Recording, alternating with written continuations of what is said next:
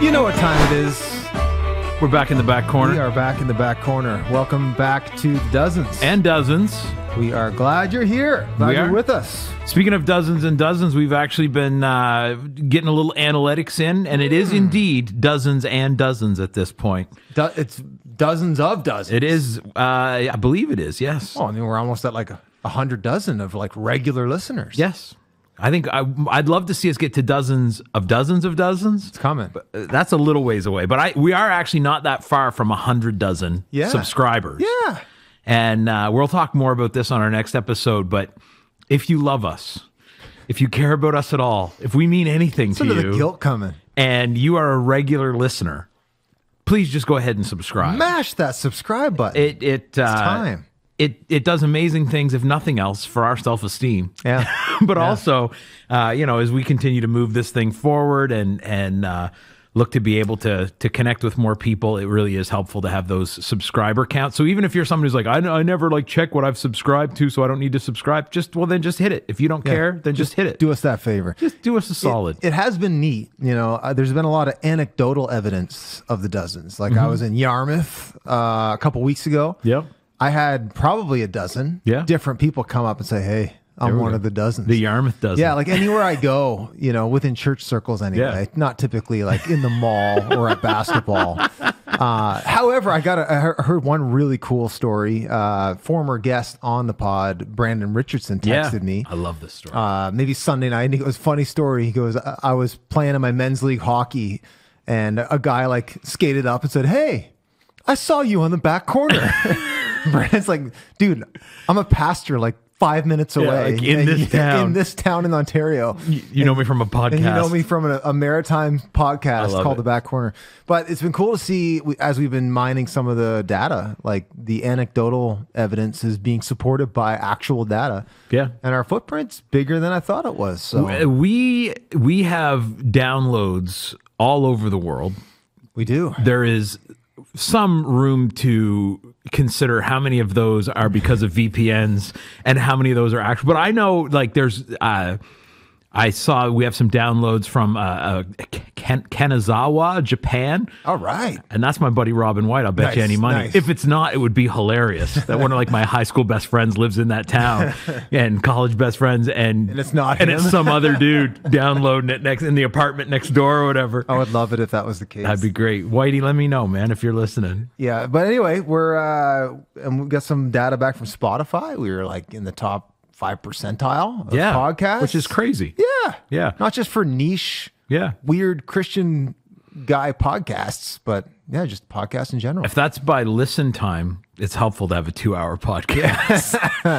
Whatever you got to do. There are other podcasts you have to listen to 4 times for it to count for as much as one listen to The Back Corner. That is right. We had a great show coming up today. I'll introduce our guest a little more thoroughly when he jumps in. Our second adventure with the remote guest here. We got Jason Ballard coming from Vancouver. The man. He's going to beam in through the tiger pelts. The myth. Through the Stargate of tiger pelts over there. And we're going to have Jason with us shortly. And I'll give a proper introduction there. But that does tie into our official sponsor today. Who is our official sponsor today, Brent? Well, our official sponsor is The Way College. The Way College exists to form the next generation of Christian leaders through deep theological training, real community, and hands-on ministry experience, all rooted in the life of the Way Church in Vancouver, which is Jason's church. Whether you're exploring a call to ministry, wanting to strengthen your discipleship, or simply looking to grow in your understanding of Scripture and the way of Jesus, The Way College offers pathways that meet you where you're at. From a 1-year certificate all the way to a full bachelor's program, it's Bible with your whole life. It's Bible community formation and real-life ministry woven together. Not just learning about God, but learning to follow Him with your whole life.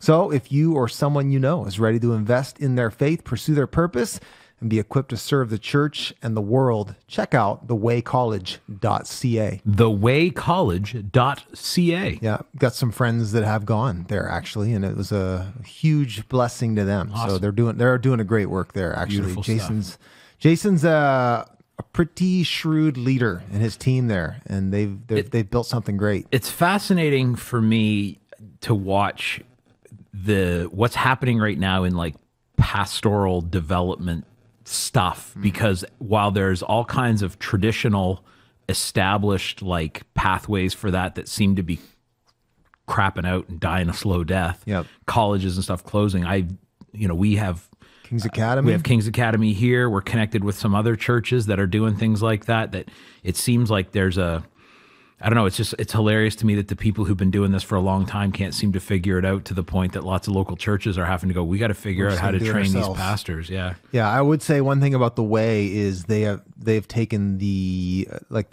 for a local church's expression, they probably have the most aggressive, like, educational high value. So yeah, I mean, it's like a legit BA. You can get a BA there. Yeah. That's awesome.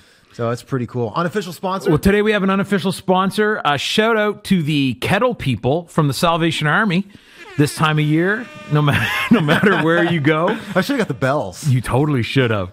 Or a big bass drum. Boom, boom, boom, boom, boom. The brass band. Yeah, anywhere you go, you're going to see one of the Salvation Army kettle people hanging out. That just gave me an idea for my top 4. I'm changing one right now. Go for it. Salvation Army bands. If you can think of where I'm going with that. I don't even remember what the top 4 is. But top 4 Christmas movies coming at you later. Goodness. And then that vision of a Salvation Army band just reminded me of one of my favorites, and it's going in. Yeah, they do great work. The Salvation Army, I think, is one of those organizations that's been doing such good stuff for so long that people sort of glaze over about them and take them for granted. They're never the new, cool, amazing cause because they've been at it for so long. But just to give them a few bucks, give them a nod. They've got tap at least too be now. Totally. They got you tap. Can't even walk by and say, "Sorry, man, I got no cat." We've got you. They have evolved. It is a digital kettle. Actually, there's a lot of good people that are part of King's Church. A lot of more in your boomer generation that volunteer their time. I appreciate that. Totally. It's cool, and it does, man. It makes a difference for sure. So. My mom was the director of Community and Family Services or some title like that for the North Side Salvation Army in Fredericton for years. And so I have had a kind of a front row seat to not just what, how the kettles work, but what they do with all that stuff. Right. And it's amazing, like how many people at Christmas they provide meals and toys and gifts for, and how much, they kind of make Christmas happen for people in beautiful ways, not to mention all the cool stuff they do during the year. But Salvation Army and the kettle people. It's one of those things that, I mean, you see this in the church too. When a group of people have been doing a good work for so long and the novelty wears off, people just forget. Yeah. And it's like, I'll see, and not that I don't celebrate when some new thing or new initiative's happening, but I'm like, dude, we do that every single week, all the time. It's called the church. Exactly. And the Salvation Army, they are, they're Christians. Which, if people don't know that is a church. Like, it's not just a Christian organization. Yeah. It's a local church that just has a way massive, like, serving the poor arm. With the exception of the military motif, there's a lot we actually have in common with them theologically. We're pretty aligned. They have more uniforms and we have more sacraments. That's the only difference. And they have more trumpets. They do. They are a little heavier on the brass than we are. Much more brass in the Sally Ann. On that note, not a lot of brass bands. Outside of that, like, I would say they're kind of holding it down. Maybe the odd super liturgical church, like at Christmas or something, might French have horns might be busted out, like in an orchestral setting. But really, for brass bands and serving the poor, you can't top the Salvation Army. I defy you. They are the church leaders in both those realms. They win. They are all alone on the top 4. Top 4 denominations that use brass bands and do charity works. Number 1, Salvation Army. Number 2, Sally Ann. Number 2, those guys in the military uniform. Yeah, exactly. Love it. Well, we got a few minutes to kill before Jason jumps on and beams in, and I thought we might do one fan favorite segment. Yeah, A Hill I'll Die On. That escalated quickly. I mean, that really got out of hand fast. It jumped up a notch. It did, didn't it? I was trying to think of a better soundbite for it. The surprise in the guy's voice it did, didn't it? I didn't see that coming. I'm Ron Burgundy. All right, here's the hill I'm going to die on. All right. It's a gym related hill because I just came from the gym, and so that's what's on my mind. You work shoulders today? No, my shoulders are killing me though. Okay. Yeah. Well, I rear delts back, but I hit my rear delts on Got a back good there. amount of broad husk going on today. I'm trying to build the shoulders up a little. I've tended to have weak shoulders, both form wise, but also like so I don't jack up my shoulders doing other stuff. Yeah, they're important. Got to strengthen those shoulders. I can't not make massive pec gains because I've jacked up my shoulders. That would be unacceptable. So, here's the hill I'll die on. There are certain numbers of reps that are acceptable. Those numbers are 3, 5, 8, 10, 12, and 15. You can't. I do 20 at times. I'll go for 20 sometimes. 20, that's junk volume. You know, I mean, most of the expert guys I listen to say anything over 15, you're getting into junk volume. Now, for a warm up, maybe, but I don't know. For a working set, I'm saying 15 is the upper limit, and even then, you're starting. I feel like 12. I used to do 15, and I found I didn't have as much left for the higher weight, which is where you're actually getting more hypertrophy. So I'm trying to, again, if it's super light warm up, I might do 12, 15. But other than that, I'm looking working sets in the 8 to 12 range. Yeah. But I can't do, like if I do 6, I will sometimes in like the app where I track the stuff, I'll just say I did 5 because it just feels like a wrong number to do. I won't round up because that's cheating. But you'll round down. Maybe for a 1 rep PR, you can do 1. Okay. Right. But yeah, 3, 5, 8, 10, 12, and 15. I don't hate that take. Yeah. I can hang there. I will do 20, which is kind of my go to failure, but not really. Yeah. So I'll just see if I can get 20. Yeah, but you just go up in weight and fail earlier. Yeah, fair enough. Yeah. I was talking to our mutual friend and former guest on the back corner, episode 3, AJ Plaisir. Yeah. Maybe episode 2. I don't know. Somewhere way It was early. Yeah. And he was talking to me about there's this thing there's this Navy SEAL fitness test thing. Yeah. I'm eyeballing that, and apparently one of the signs of elite fitness is if you can bench your body weight 20 times. So I don't think I could do it 20, but I could probably get 12 or so. Yeah. So or 15 or 15 or just 10 or just 10. Not 13 or 14 though. That's ridiculous. 11. Doesn't even count. Silly. That's failure. Yeah, I don't think I'm going to do that. He's been talking to me about that thing too, and I'm like, no, I think I'm past that phase in my life. I'm 85% of the way there on most of those metrics now. So I feel like if I aimed at it, I might be able to do it. It does depend on what your goals are too, right? Like if your goal is fitness, like I could fight a war, 20 reps probably makes sense. Yeah. If your goal is big pecs, hypertrophy, yeah, like there's a difference between strength building and muscle building too, right? Like, and then fitness is a third thing, right? Like if you want endurance and you want to be able to, you see those Navy SEAL guys and those like military dudes, like they're fit, but it's a different build than totally. like a bodybuilder. Like yeah, they're not jacked. The they're hard. Least fit, and probably certainly versus powerlifters, the least fit and the least strong guys are the biggest guys. I was talking to my buddy at the gym today, and one of the dozens, Matthew Corey, who's a power lifter. Yeah. And he squatted 5 plates neighbor of mine last week. I was like, man, that's massive. Yeah. Kudos to you. And he goes, but there's trade-offs. He goes, you could run a kilometer. I mean, truthfully, it is a whole different thing. He's like, pick your thing. It's like, I can lift a lot, but I can't go very far. So. And he's not a small guy. No, but there are guys way more jacked than him who couldn't do that. No, that's right. He's strong. It is. It's a fascinating world. It really is. All right, my hill. I feel like you're going to agree with me on this. All right. I'll be disappointed if you don't. Expensive food is rarely good. Oh, 100%.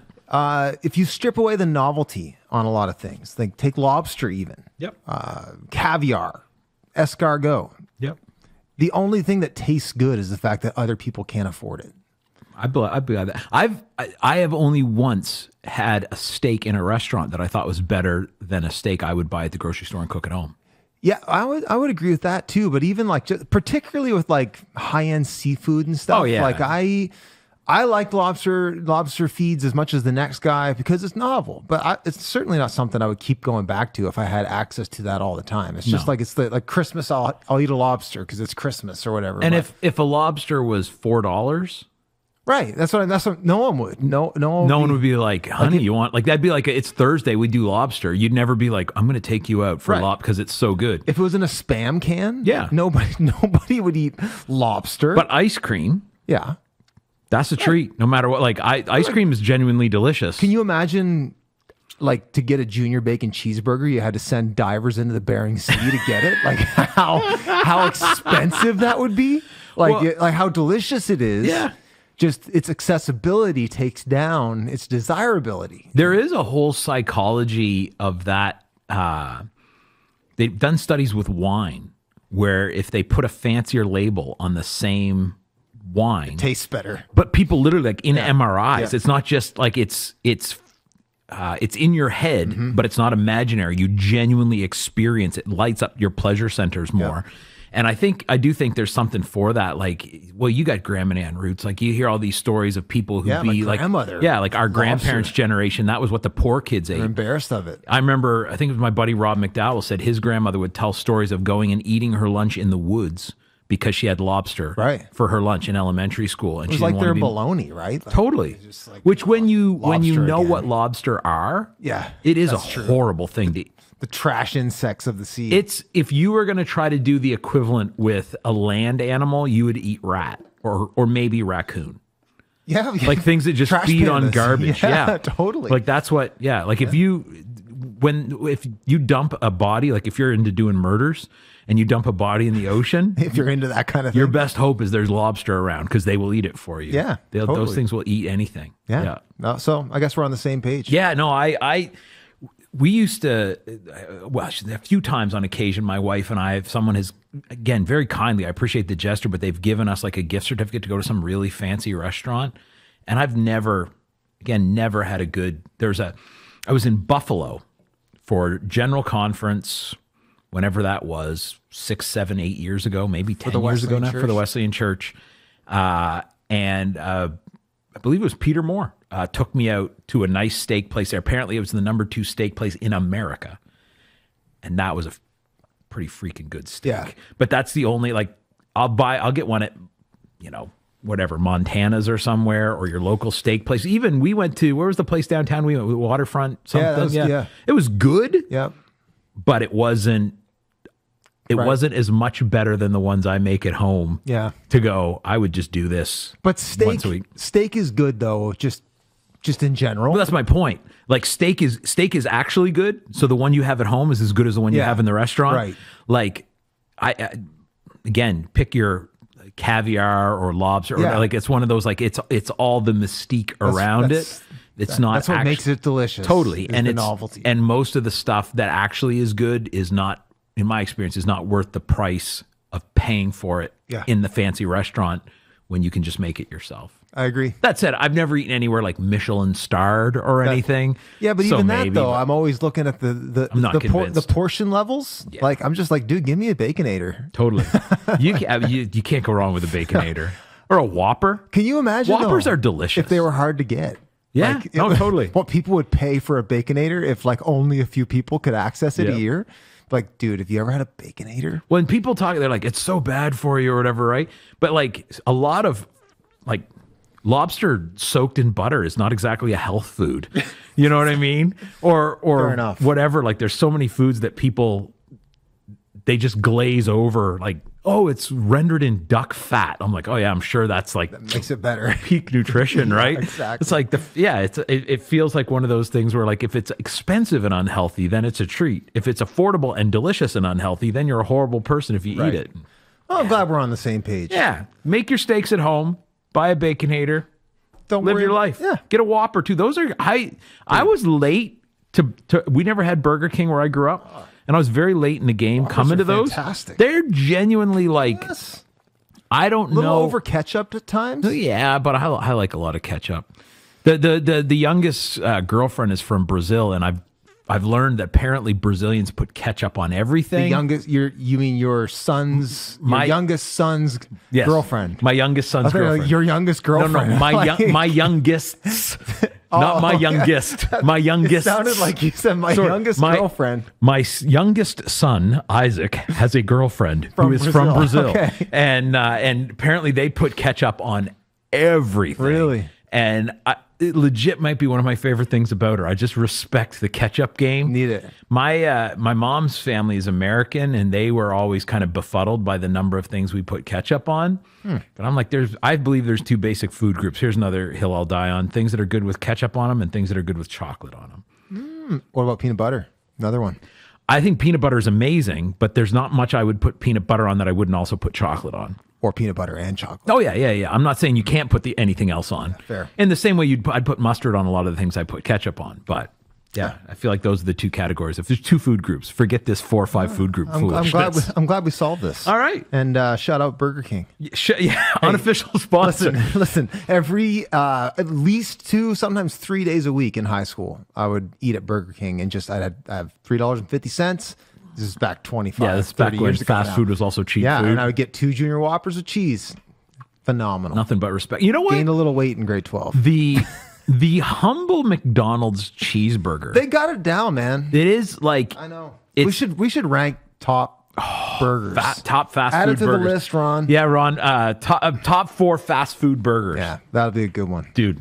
Yeah, I could go. I could throw down on that. And on that note, we're going to welcome Jason in. Yeah. All right. Well, Jason, welcome to the back corner, my friend. Yeah. Good to be here. We have my friend Jason Ballard. Let me give a little intro to get us get us rolling here. I'll cue the tunes, and we will. I wrote this myself, Jason. Today on the back corner, we've got a guy who is quickly becoming one of the most influential voices in the Canadian church. Jason Ballard is a pastor, a communicator, a podcaster, a church planner, a networker, a kingdom builder, and honestly, one of the best thinkers on renewal and discipleship that I know. He's the co-founder of The Way Church in Vancouver. He's the leader of the Pastorate, a writer, a contributor to a plethora of discipleship materials and formation resources. You like that? I do. Big word. Jason is a former leader with Alpha and was the face of and the mind behind the original Alpha Youth series. Fun story. My teenage kids saw Jason's name come up on the display in our car when he called me one day. And I was the coolest dad for about 20 minutes. Like, you know Jason Ballard from Alpha? I'm like, yeah, I do. What else do you want to know? Jason has a massive heart for raising leaders, building healthy churches, and seeing renewal in our cities. He's sharp, humble, thoughtful, and someone I consider a true friend. Above it all, Jason is a lover of Jesus, a husband to Rachel, dad to Hudson, Mary, and Millie, a role that he cherishes, and in my anecdotal observations, excels at. Ladies and gentlemen, members of the Dozens, please welcome to the back corner, my friend, Jason Ballard. Woo! Come on. Wow. That's the Dozens I've never rejoicing had at your an intro like that presence. before. Good. I wanted to make you legitimately, man. It is. I appreciate you taking the time to be with us all the way from sunny Vancouver. Mm-hmm. My joy. Yeah, man. It's good to have you. Look, quick. We did a little plug earlier. We were saying our sponsor today is The Way College. Tell us a little bit about what you guys are building there, what's going on even today with like a lot of students coming to check it out. Give us a little rundown on The Way College. So as a church, we feel particularly convicted to play our part to raise up ministers for the future of the church in Canada. I want my grandkids and your grandkids to attend great churches with healthy pastors of integrity, of courage, of conviction. And so we want to put our hat in the ring and take seriously what it looks like to form pastors. So among other things, we started a college, and in its current iteration, it's a 4-year program. It's a Bible college degree, and students get to study in Vancouver in the heart of a local church. They get to do all of the studies you do in Bible college, but proximate to the life local church. So it really does prepare people for ministry. And next year, we're going to welcome our batch of first year, second years, third years, and fourth years. And today, as you alluded to, we've got a bunch of guests with us who are checking out. So it's our open house today. That's awesome. And so the place, this quiet room I'm in is quiet, but the outside this room, it's just buzzing. It's a ton of fun. And it's, if somebody's thinking about pastoral ministry, we would love to be one of the places they check out as an option to equip them for that. Beautiful. And so thanks for letting me talk about it. We love it. It's a deep joy. It gives a lot of life to our church. Is what we're about. Yeah. And I love doing it. Thewaycollege.ca, is that the best place to go look? Yeah, if you Google it, Yeah. The Way College, you'll find it. Yeah. And on Instagram, you can get a really good window into what we're about. And I will say too, like the content and instructors that they have there is pretty top tier. Yeah. As we just before we hit record, Daryl Johnson was in the room with you. The man, the myth, the legend. Yeah, Jason, Yes. Chris Price, another great mind that you have there, and you're at the Way. Like just some really smart and godly people that are contributing there. So Absolutely. Yeah, I find myself often like sneaking into classes. I'm like Daryl today is teaching a class on Spurgeon in the History of Christian Figures class. And I'm like, man, there's no way I'm not going to pop my head in there and learn for an hour Definitely. about the life of Spurgeon from one of the people I think is one of the best teachers on the planet right now. Yeah, for sure. We had Daryl at our XY conference along with you a couple of years ago, and still get comments about the word that both you shared, but particularly the Daryl there at the end was like, it was a stunner, man. It was one of those just Daryl doing what Daryl does. So Absolutely. it was awesome. Well, we usually start our show by getting we poll the people in the back corner with Ron's research. Ron's always doing research. Yeah, so He's going to have a question. True. Ron, what's your question today? I want to know what you prefer, East Coast or West Coast? Do you prefer East Coast or West Coast? Which is better? That's what we're polling today. I feel like there could be some bias at play. But I in know this you've all been conversation. to both, so... I haven't. I've never been to the West You've Coast. never been to the West Coast? I've on a road never trip? been further west than London, Ontario. I thought you went on a road That's trip. a tragedy. I did go on a road trip all over the East. Okay. Yeah, I mean, I'll go first. I can't speak to it intelligently. I've never been to the West Coast, so I'll say a soft East Coast because I do like it here, but I can't really speak to it intelligently. All right. We know what Jason's going to say. What do you got, Jason? I mean, I'm a West Coast guy. Yeah. I couldn't imagine myself anywhere else. But I do need to say, I'm not going to alienate your national audience, but I love the East Coast. And you guys know I take any opportunity to get out there. For sure. I've been there many times, and every time I come, I love it. And there's a part of me that's like, this is what makes Canada a great country, is the kind of hospitality and the charm and beauty of the East Coast. But I can't forsake the fact that I'm a West Coast boy. But if you asked me, the prairies, Ontario, or East Coast, now we're in some tough territory. Yeah. I'm not going to answer. I'm not going to answer that Too question. diplomatic. I'll answer it. So I'll say this. I am an East Coast boy. It's my home. So obviously my vote goes to the East Coast. However, I will admit that BC is the most beautiful province, and there is no close second. If there was a second, it's New Brunswick. Yeah. Like BC is like, I've joked like God just took New Brunswick and blew in it and just made everything bigger and more beautiful. Like just the ocean, the mountains, it's insane. So low key, though, we agree that the middle of the country is the I worst. think it's unanimous on that. So it's either east or west. Yeah. It's not central. Sorry to that guy that It's body checked. definitely not Manitoba. Sorry to whoever the guy was that listens to the back corner that body checked Brandon Richardson in hockey. I love that. In I love Ontario. He's about to shut us off for the last time. We know we got some members of the dozens across the country. There but, are people in Toronto, though, right now who are just learning that there's more to the country. So we have that's- to, in deference to them. You do get people saying like, yeah, we're out on the East Coast and they're from Toronto. You're like, I Dude. don't know if that's how geography works. That's our one of the pet peeves in Atlantic Canada is when like music acts will say they're going on a tour. We're going to be east. We're going all the way to Montreal. It's like that's not like that's the middle as far as I'm concerned. That's not east. Yeah. Well, we got a bunch of things we want to discuss with you. Jason, thanks for being a good sport by jumping on the back corner, because we do like to have a ton of fun, but also I love it. veer into the nonsense, but sometimes we'll find ourselves in strangely meaningful territory as well. So And it's helpful to have wherever you someone lead here me. from the West Coast for this next segment. well, yeah, because So it's very West Coast centric. we do like to talk all things weird out there, paranormal maybe, lore. We like to delve into that.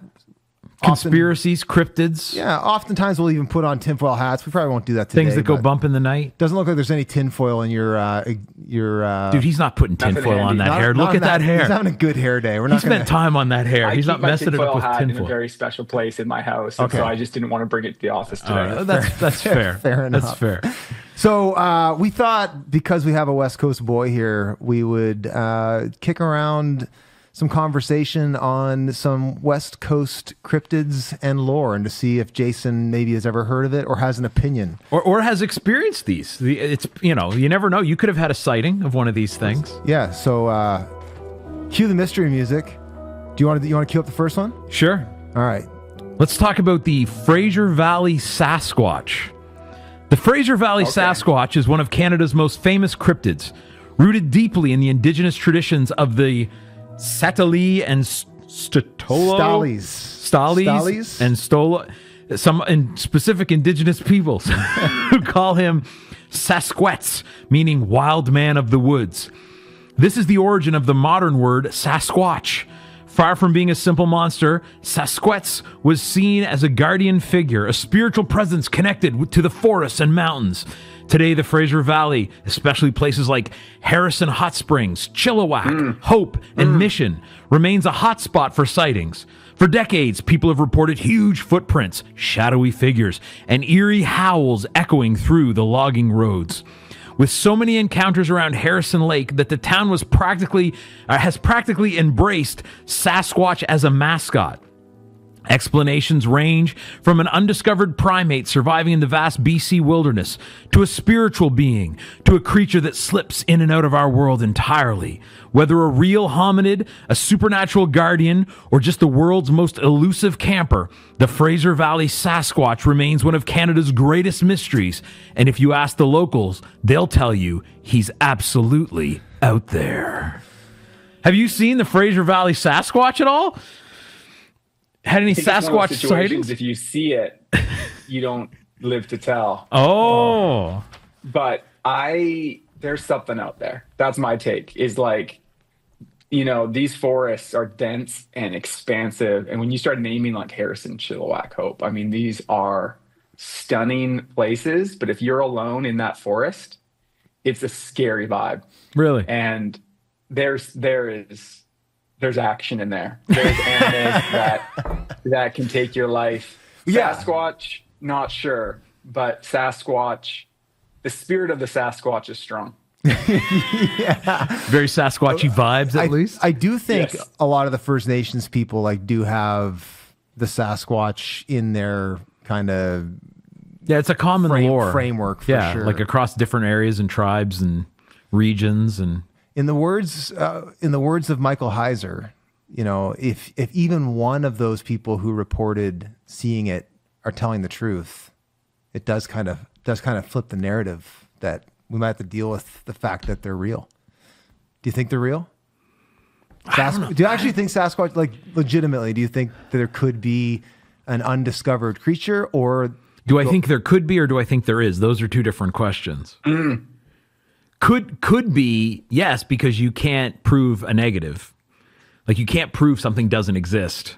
You can only prove that it does exist, or not prove that it does exist, but you can't prove something doesn't exist. So could be, yes. Do I think Sasquatch, as he's properly imagined, exists? I would lean towards probably not. Do I think there's something that may underpin? Do I think everyone's just imagining something, or is there something to it? I'm going to go maybe. maybe? Legitimately, do you got any takes on this, Jason? Okay, I don't think the Sasquatch, as people talk about it, is necessarily real. However, I do think there are bears that get close to the action, and there are people living there that are not paying taxes, Right. or have a social insurance number. They So listen to this podcast, I think, actually. they're big fans. I don't know how they. We actually have a access it lot of without the downloads in Wi-Fi. Hope. It turns out. Yes, but there are off the grid folk, and so for me to think that some people have been in places where you shouldn't see some sort of upright figure covered in fur, I'm like, Could be possible. It's Yeah. possible. some dude in a ghillie suit I'd buy that. just out there walking around. Yeah, it is possible. I don't think the woods are so dense that, like, if there was an actual creature that's not like paranormal, Yeah. that it wouldn't have been discovered. I do think bears often on their hind legs, and there's some big old bears in BC. So you got some. I think to explain why there's something that hasn't been able to be concretely proven, the two best explanations are it's not like three. It's bears. It is supernatural, or it's human. And so A, it's intelligent enough to stay hidden for the most part. And B, if they found, for example, if they found hair on a tree and they went, oh, this is human hair, that disproves that it's a Sasquatch. Yes, but it doesn't mean it's not the thing the person saw, right? It doesn't mean it's not the wild mountain man who was hiding out there. And people would discount, you didn't see anything because this was human hair, not going, wait, what you saw was, again, a dude in a ghillie suit or a guy who just hasn't shaved in 25 years. Yeah, it could be.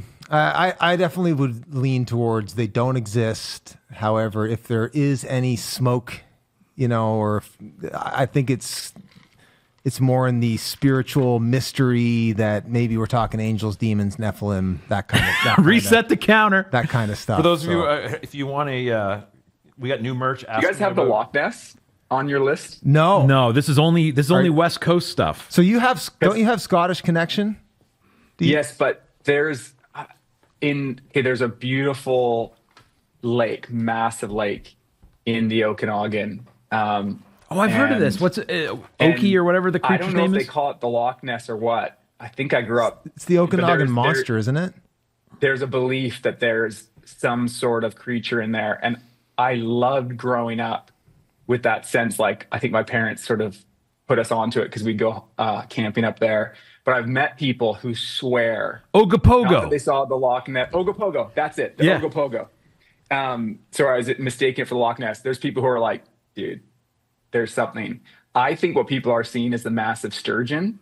Like some people have talked about like being like swimming and feeling like their leg grazed for a long period of time, like something big. Oof. And I'm like, but like even just the thought of like some of the sturgeon that are hanging out in there, if I understand it right, that's Ogopogo enough for me. But that one is more rampant out here. Like the Ogopogo is more like more people back that really sort of that kind of myth than the Sasquatch.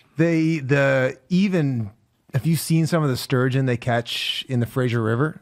They're like 12, 14 feet long. Like they're monsters. They're They're absolutely enormous. So yeah, I mean, my dad used to fish for sturgeon some, and then he quit after he caught one. And when he was cleaning it, he found a bag of kittens in its stomach. Lovely. Like someone had thrown a garbage bag with kittens off a bridge or whatever to drown them. And this sturgeon just came and swallowed them whole. Yeah. And he's like, nope, I can't. I'm never catching anything else that might have kittens in its stomach. We have them here. They're not as big as the Fraser River ones, but they don't, like the commercial guys don't keep them below 6 feet. Like basically, I think that's the legal. That's the legal limit. So, do people eat sturgeon? Like, is that something like, or is it just sport fishing? You can. I don't think it's super sought after. There are some sturgeon farms here that harvest caviar. That's where you get caviar from. They're roe. So they're eggs. I just started watching Alone. You guys ever watch Alone? Oh yeah, I love that show. Oh my goodness, dude, it's changed my life. I just watched the South Africa season, and I couldn't do it. I wouldn't survive a day. But watching the ugly fish they end up eating, just makes me sick to my stomach. Yeah, that show's the most impressive, I think. It's amazing. It's really incredible. All right, speaking of things that are potentially ugly. What? Oh. Transition. Well, nice. I was going to... There's some lore about Vancouver gnomes, which I thought was a little weird. Have you ever heard of the Vancouver gnomes? I doubt it. Jason... I've been called the Vancouver gnome. Here's one, though. I know you run from time to time. Do you ever run in Stanley Park? Yeah. All right. So this one might. Have you ever heard of, or are you? So the Vancouver Phantom Jogger. Have you ever heard of this? The Vancouver Phantom Jogger is one of the city's eeriest urban legends, also not super well known. A ghostly runner said to appear on quiet streets and forested trails, especially around Stanley Park, Pacific Spirit Park, and the seawall late at night. Witnesses claim the jogger looks like a normal runner at first, Hoodie up, steady pace, no eye contact.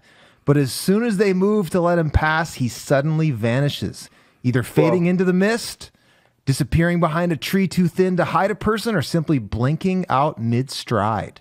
Some say he's the spirit of a jogger who died in a hit and run decades ago, doomed to finish the run he never completed. Others blame Vancouver's endless fog, poor lighting, and the universal human law that every city must have at least one spooky runner. Reports are strangely consistent. No sound of footsteps, no breathing, no visible face, and a pace just a little too fast to be normal.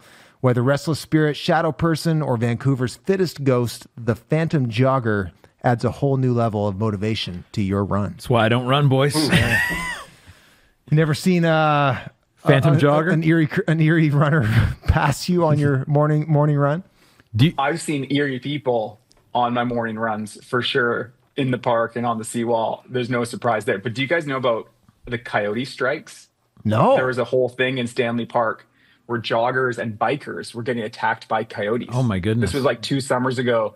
It was such a fascinating issue because culturally people didn't know what to do. They're like, right. Vancouver's very like, Yeah. you know, hippy dippy, really self-righteous about, but they're like, what's more important, coyote or people? humans, and you know you're in a place like Vancouver when that's a what do we do? debate. Like, we're in their park after all. Yeah. But then there's like Oh, wow. children. Like, do we care about children's safety? And so it was a real thing. Like, there's videos, people are showing their ankles getting nipped at. Like, it's a Seriously? it was wild. Pull some of those up in the show notes. See some of those. Yeah, coyotes are trouble. They mostly need to be shot. My question for you, Jason, would be: do you by chance run with your hood up, and are you fairly fast? Are you a little too fast for a normal pace? Is it possible that would you never are be the phantom jogger? Being the phantom. I do run with a hood up sometimes. Huh? I run with a buddy, and we loud talk at a very slow pace early in the morning. Well, you're safe then. I think more jogging. I think you're safe. Yeah. All right, let's get into one more segment, and we'll pick Jason's brain on a few more meaningful topics. But we have a segment around here we call Overrated, Overhated, where we'll take something that maybe gets a lot of bad press that we think maybe it's overhated, or maybe we get something that deserves to be criticized a little bit more. So in lieu of Christmas coming up, In view of Christmas. in view of Christmas, not in lieu. In That lieu would be like- instead. Instead of celebrating Thank you, Christmas thank this you, year, we're thank just you. going to do this We're gonna- segment. Yeah. In deference to Christmas. There we go. First one, Christmas productions. Overrated, overhated.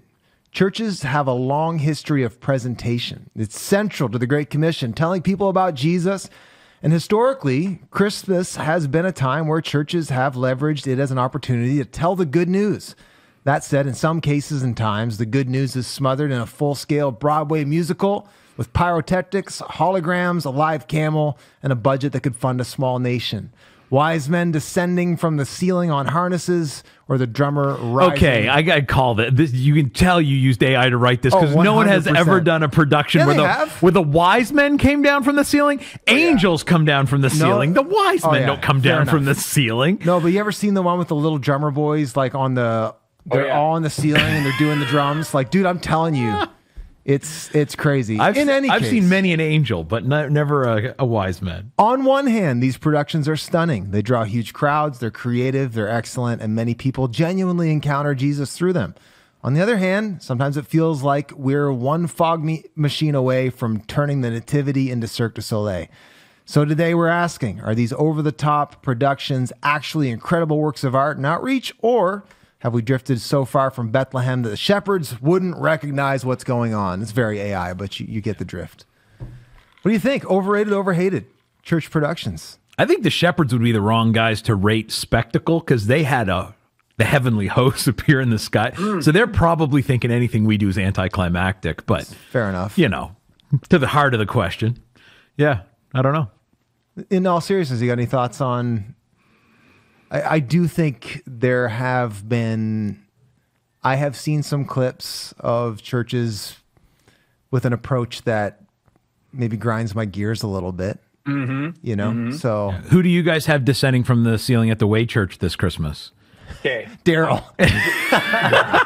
Pastor Darrell. As the little drummer boy. Here's my take. overrated, but under thoughtfulness.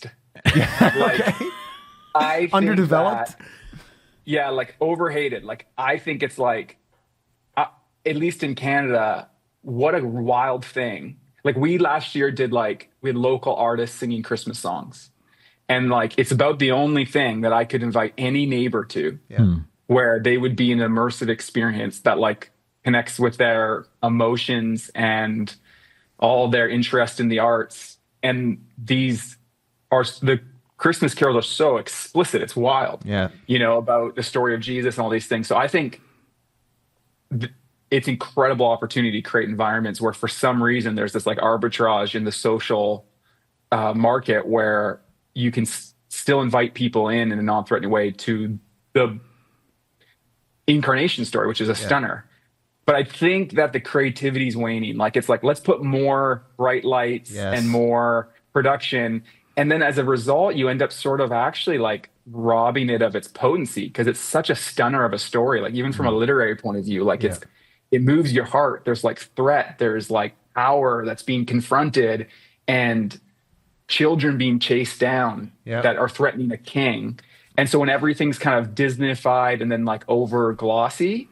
So I'm like, but I still think they're like overhated because it's like, there's something here, but we haven't really given it the creativity it deserves from like an artistic messaging point of view. That's my take. I like it. I agree on I think we're in a time where it's almost popular, especially with just the way the internet is and the algorithms and like the air of critique that seems to just sort of bubble up to the top. It's really easy to just like throw shade at everything, especially when you get talking about the church, large churches. And, and to be fair, to your point, Jason, some of it's just ugly. It's not beautiful. And so some of it's just not well done. So we don't do ourselves any favors. But I think my vote is it is overhated, actually. And I like your nuanced connection to it. It's overhated and underdeveloped, or like it's just not good. It's maybe if it's overhated because a church is doing a presentation, I don't agree with that.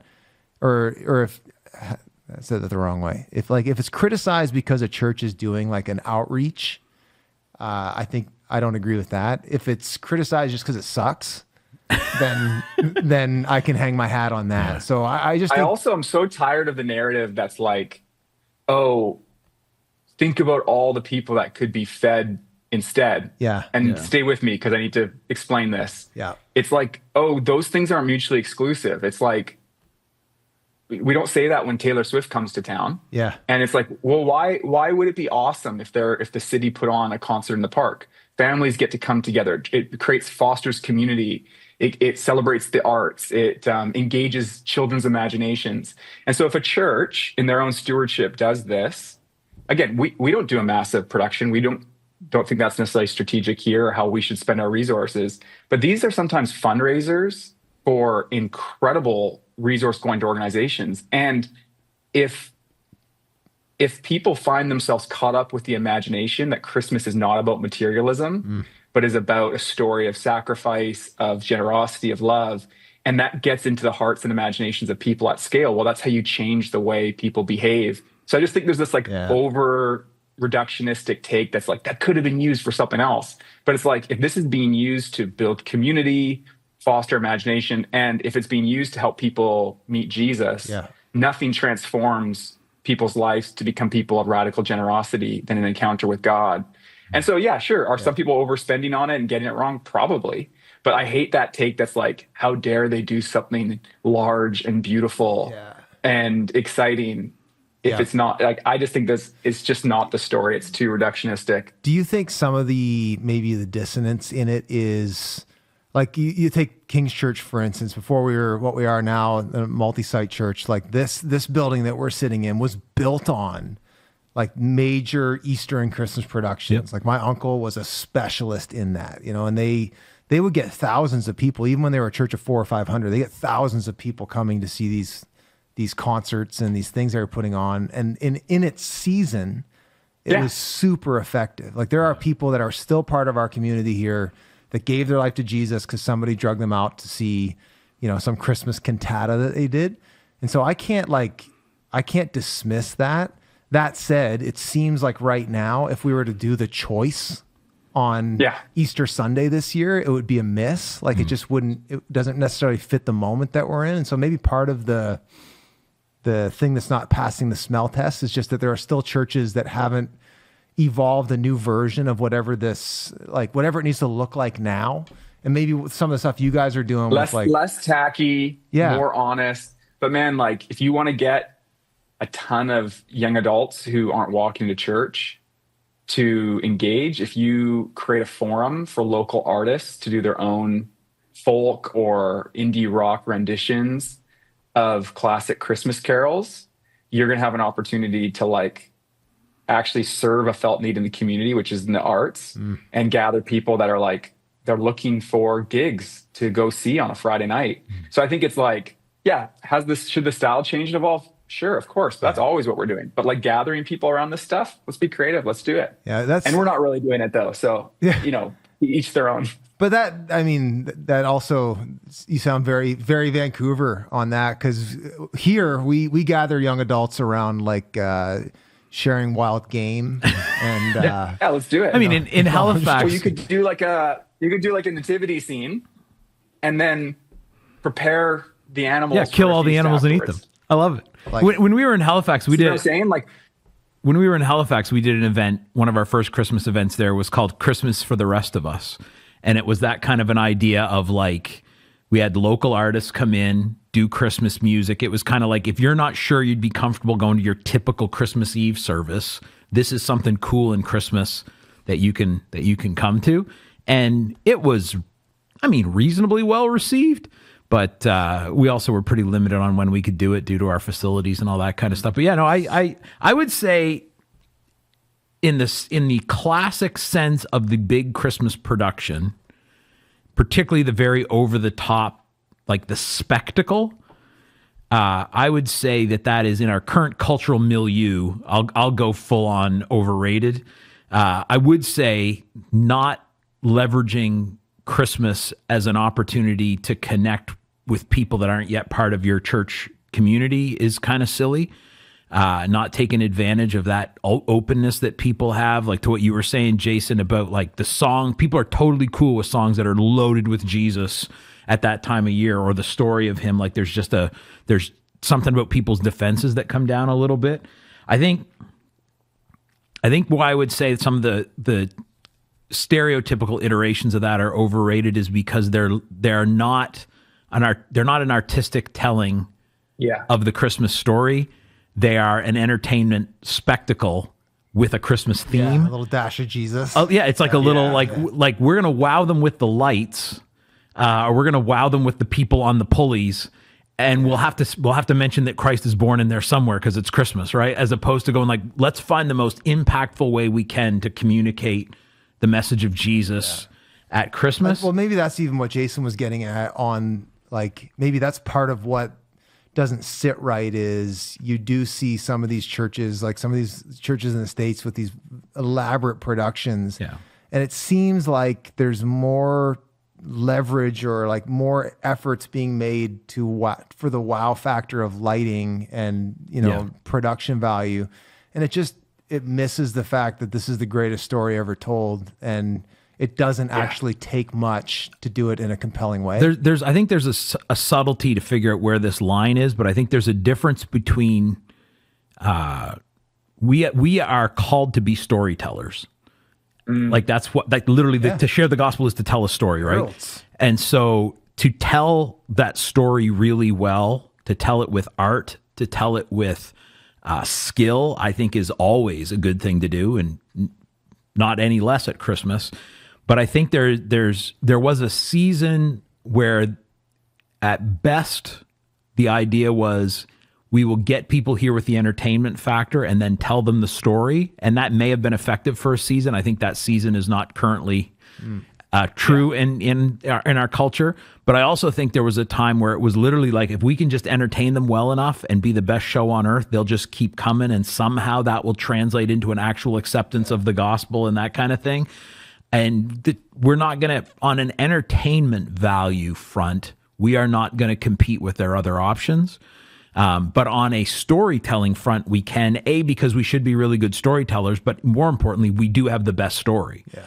And so even if we don't have aren't able to have the same production values around how we tell the story that Cirque du Soleil tells or that Hollywood tells or whatever, we have such a better story. We can still have the best story hearing experience because the quality of our story can make up for the fact that we don't have $6.5 million to spend on the CGI that goes around how we tell the story or whatever. Yeah, fair. Yeah, I do think, a lot of it has to do with, part of it maybe is just the, like the afterburn of the attractional church model. I think you've heard it said, what you win them with, you have to keep them with. Yeah. And I think we've all been serving in ministry long enough to know, you're signing up for a very challenging and not super fruitful way of discipling people and developing them if you have to keep kind of one-upping yourself all the time. The first Sunday of January is not going to be as interesting. Exactly. It's like, this isn't what I came to. Yeah, for sure. They didn't even have anyone come down on a pulley, man. The other thing I would say, though, in defense of the Christmas productions thing, and Jason, you kind of spoke to this a little bit in the more kind of general sense of it, building community, like as in people come together, but particularly those who are involved in it. Like as a project, like there's a huge value in that, in having people working together 2 or 3 hours a night for, like, I think, some churches that have done whatever, it's a week and a half of this performance or whatever happens every night, or it's, rehearsals for 2 or 3 weeks every night leading up to it. Like, there is something about that all hands on deck church project thing that is really, really valuable. And I do sometimes wonder if when those productions went away, it would have been smart to try to figure out what's the thing I don't think productions are the only way to do it, but how do we replace that thing once or twice a year that brings everyone together to lean in, that builds community, that helps people find place on a team, that gives people a short-term commitment they can make, that serves as a gateway drug to serving in some other ongoing way, and that kind of thing. Yeah, we missed that for a long time. Like when we did the shift here out of that kind of attractional thing and even that rhythm of doing large church productions, there was a whole crew of people that made those productions possible over the years that really started to drift and check. That was their thing, because right? They didn't have their thing that they were part of anymore. And it took them a while to sort of reintegrate and find a new space. So score one for the productions. Yeah. You want to do one more quick Christmas overrated, overhated? I forgot I had some beautiful theme music to play while I read the intro. So I don't know if can you hear that? It's coming. There it is. There. Can you hear that, Jason? No, but I can feel it. Okay. I can see it. I can see its effect in your eyes. It's a little Those Tannenbaum. guys are in the Christmas season. Christmas tree. Charlie Brown, Christmas. Okay, here's the other overrated, overhated. Policing biblical accuracy of Christmas traditions.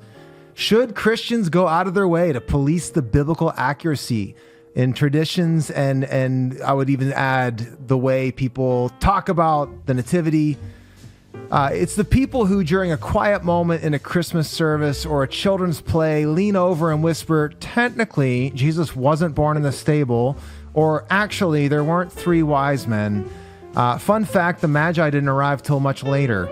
On the one hand, accuracy matters. We love the Bible. We love the real story. The incarnation actually happened in history, so we want to honor that. But on the other hand, maybe we don't need to crush Aunt Marge's nativity set because it's structured like a barn, not a first century dugout where the animals were actually kept. So we're asking, is policing the details of Christmas traditions, correcting every stable, star, shepherd, and wise man, overrated or overhated? Keep on policing or leave it alone for another day? What say you? Policing Christmas as a Christian. I think that anyone that does the whispering, they got it wrong. I think that's overrated. Like, I just don't like that. But if the question was framed, do pastors need to get this right? I'd be like, big time. Like, Daryl did it masterfully on Sunday. He was just talking and he just subtly described what, like where they were staying. He described it off the side of their house and where animals and people would sleep, in proximate to each other, and like really subtly, like just reframing it. Mm-hmm. And I do think that we should be cautious about overly indulging the false story, mostly because when I was a kid, I, on some conscious level, couldn't quite differentiate between Tooth Fairy, Right. Santa Claus, Jesus, and the wise men, because it was all sort of, and what changed my life was that God did become a man. That's not just like a powerful metaphor, but this history changing reality, which we have like great reason historically. So I think like, I don't like the nitpicky thing. My kids will read, I'm not going to go to somebody's house or a school play and be like, well, actually, like, I just think that relax. But for me and you guys as preachers and pastors, I think that we carry responsibility if we know, and to anchor it in reality, in a way that confronts people to go, if this actually happened, what does this mean? That's where I land on it. Yeah. I think, I would say that policing the accuracy, policing it is overrated. Maintaining it as pastors, kind of what you're saying, Jason, Yes. I think is a healthy thing to do. I think it's important to understand the difference too between correcting understandings of the Christmas story that contradict what happened versus that fill in the storytelling, that fill in gaps, that how you fill them in doesn't carry theological weight. Like, it doesn't change the theological understanding of what's actually going on here. Like if you're describing, whatever, like there was a cool breeze or whatever. Well, maybe there was, maybe there wasn't. We don't know, but that doesn't change the reality of the incarnation, right? Even like the innkeeper who doesn't exist in the biblical story, right? And is probably anachronistic. Is that the end of the world? Like, does it change my understanding of what's going on? I will say though, like I have a hard time. I mean, I don't make a big deal about it, but like songs like Away in a Manger that talk about the little Lord Jesus, no crying he makes. Like, to me, I go, yeah, there's a problem there. Yeah, I go like, so that's, he hasn't had the full human experience then, right? Like that seems like a slightly less incarnate Jesus. That seems like a floating vision of a baby that's, human-esque, but not actually. Or even like Silent Night, which I led my church in singing every year because there's some hills you just don't die on. But certainly in a sermon, I would never go like the whole world stopped. Like, no, it didn't, man. It was a busy hustle. Like there was a hustle, there was a bustle. I think we lose in a world where the whole world stopped to acknowledge the birth of the Christ child. We lose the humility of the incarnation, right? Like, I think the point was, it was an obscurity. I think the reason angels had to show up to shepherds is because no one else was noticing, man. They were just going on with their thing. So I would say, yeah, adding things to the story or taking things away from the story that create a contradiction with the biblical record, especially in a way that impacts the theological weight of the story or that aspect of the story, that's a thing you got to watch.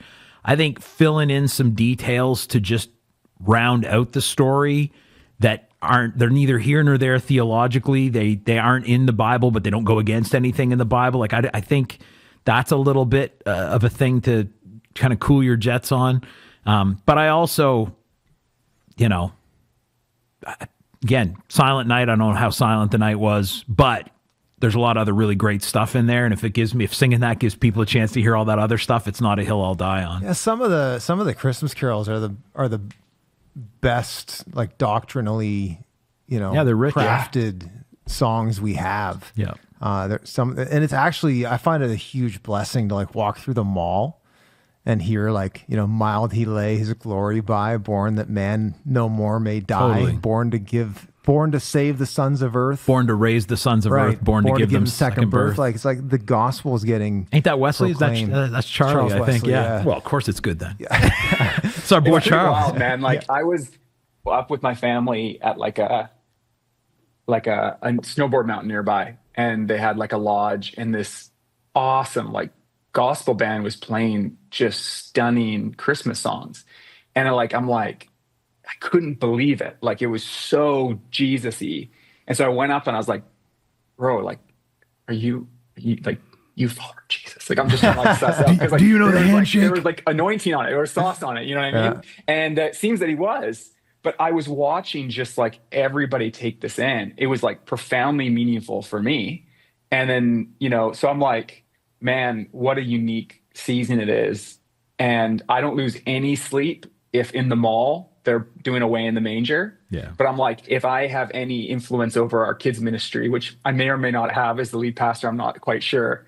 I might be like, hey, maybe let's pick this song over that song, because we could serve people by, you know, trying to make a coherent narrative, but not lose. And I also think it's okay if churches want to sing Frosty the Snowman, choose that over the inaccurate. Like if you want to do a playful one, Just let it be the no one's like, that's teaching theology. right. Yeah. You know what I mean? One of the Well, most it's just important things fun. to remember about Frosty is that he did have a corncob pipe and a button nose. I think though that speaks to the point of I don't know whether I'd say it's overrated or overhated, but I do think it is important, especially like, I mean, we're pastors, but our listeners are largely Christians. And one of my concerns at Christmas is like to what you said, Jason, about like how easy the messaging can kind of just sort of get muddled together with a dash of Santa. And all of a sudden, even when you hear the Christmas story, you're hearing it in the same tone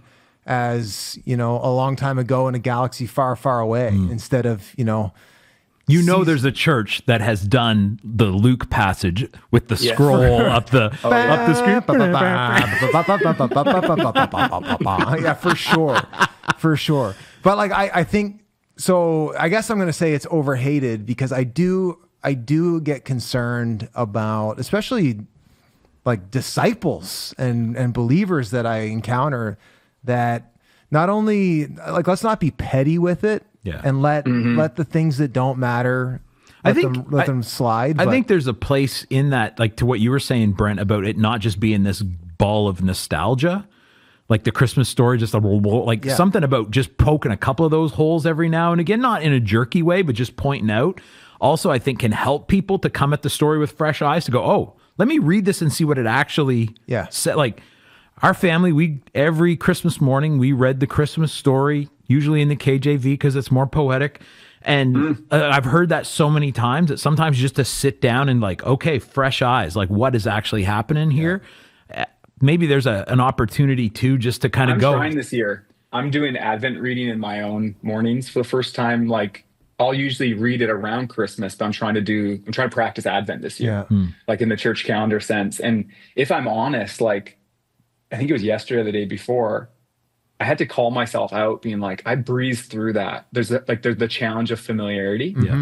And I was like, my simple prayer was like, Lord, help me read this slowly and let my heart be affected by it. And I had to do some self-talk to be like, when I hear that, like entering into Joseph's struggle, Mary's struggle, the hope and anticipation, like, could this be the Messiah? You know what I mean? Like that. So like for me, I've had to acknowledge for myself that I need help. I need to slow down to enter in. And I think there's a powerful invitation there. Like it is the, like God and humanity meet in the incarnation. Yeah. Like wild. You could muse on that forever. And I can just breeze past it. Right. That the Holy Spirit who hovered over creation is now hovering over the womb. And there's a beginning of a new creation. God is creating in the world in an act as significant, if not more, than his first creative act. And I just typically breeze over that. Yeah. And so for me, that's where I'm at, is like not losing too much sleep over the accuracy of songs, but legitimately concerned with my familiarity and casualness around it. Yeah. Well, that's an awesome segue even to one of the things I wanted to talk to you about, Jason, is we are coming into Advent. And you like what We're in Advent. sorry, we're in Advent, but what we're coming into Christmas, we're in Advent. But as you're working through, like what are if you're willing to share with us, like what are some of the things that I guess are speaking to you most right now, just out of your own, Well, it might even be helpful, like for some of our listeners who grew up like me, thinking Advent was just a fancier word for Christmas. Like I grew up like how you have autumn and fall. Yes. I grew up with like Advent was like autumn to Christmas is fall. It's the same thing. It's just a fancier word. Like what is the difference between Advent and Christmas? And then how do you observe that? Yeah. So, I mean, Advent sometimes becomes a catch-all for the Christmas season, and that makes sense. In some ways, that is what it's referring to, but Advent is about arrival. So it like inherently speaks to anticipation for someone very important coming. In the case that we're talking about, it's anticipation for Jesus coming. And so it has kind of two layers for the Christian heart. There's the layer of reliving the experience of the people of Israel anticipating the promised Messiah. And then there's another layer, and then leading up to and celebrating that he has come. So letting that anticipate, when you wait for something, it's way more yummy. Yeah. You know what I mean? Like that's why a chocolate bar off the shelf that you can just rip open is not as good as what you order at the restaurant, because there's the anticipation. I've ordered this. I picked it from the menu, and it's coming, and someone's bringing it to me. So like when you enter into Advent, you live into that longing, and then there's longing fulfilled. And that's why often there's the Old Testament and New Testament reading. You've got the Old Testament reading, which is promise and longing. And then the New Testament reading is fulfillment, promise. But there's also this other idea that like, especially for the early Christians, they lived more aware of his second coming. So Advent was both reliving the anticipation of him coming, but also anticipating that he's coming again. And we all live with I think, the existential feeling of being between those two defining historical moments, that Christ has come, the heavens are here, and yet we're surrounded by pain and suffering, and our hearts long for his coming again and the renewal that will follow. And so Advent lets us experience the whole range of emotions that are necessary for us to tether ourselves to real hope in Jesus and the real struggle of being in between the now and not yet of the kingdom of God. Yeah. So what's speaking to you as you're processing and going through your own Advent journey? Couple things. How messy it was. Like it's like the people of Israel and the surrounding area, there was so much suffering and so much pain. And you just think about even this little note, like, when Herod realizes that people think the Messiah was born, he's like, murder all the kids. Yeah. Like, what was the climate? And like, imagine the wailing of these mothers and fathers in a very communal society. Yeah. And I don't say that just to be scandalous. That's what the text says, but also to say, like, it's very earthy. It's very real. And this is where I think even whether it's the animated version of the manger or the more historically accurate, either way, you have Jesus in the mess. Yeah. Like there is this sense that, and again, maybe that's a reason why I don't lose too much sleep over like a manger that's like, because I'm like, either way, this is a king who's in the midst of it. And I think the other thing that just rocking my world is like, he came. Like God, I think if I was God, I would give up on the human project. Right. And I just can't believe he came. And before Jesus, he sent a lot of messengers, angels, prophets, very special, important people. Moses, Abraham, Elijah. But he's like, on this one, I'm coming myself. Wraps himself. Like, don't we all want to be wanted Yeah. and pursued? Isn't that not the deepest longing of the human heart?